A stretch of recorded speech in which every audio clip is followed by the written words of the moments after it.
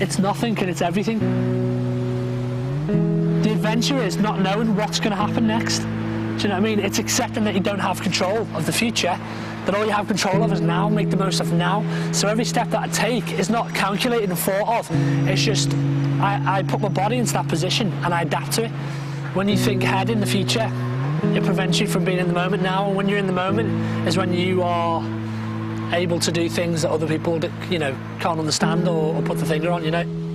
You know, you might not have tomorrow, do you know what I mean? It's the way I see it, like, I mean, you know, less time full-on conditioning for the future and more time just enjoying the fact that you've got another day, really. Just in the world in general, imagination and creativity has just been lost. It's been stripped away from us over history and has been slowly fed back into the world that we live in through computer games and stuff like this. And this is why, you know, kids are so addicted to games, because, you know, it's a way to achieve, an easy way to achieve. So a lot of people that would be watching, they don't realise that, you know, I'm using my body to really battle against, obviously, the total physical of this world.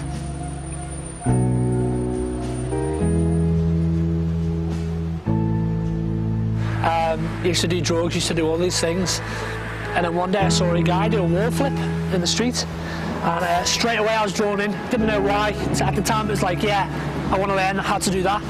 It was that individual and the way he looked at life, and I never knew then, but I know now that that's what it was. It was a way for me to break out of this mould, this, you know, uncontrollable system that I was in order to find truth.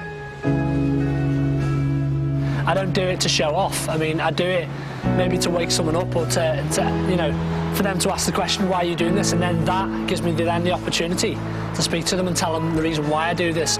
I mean, one of my aims is to help people to realise that, you know, that parkour as a tool is so powerful and it can change so many people's lives, really. So, yeah. I found, you know, what I've been looking for through parkour, which is that relationship with God. And I feel that it's now with that responsibility and position that I have in the parkour community to be that good example and pass on the things that I've gained over the years, really.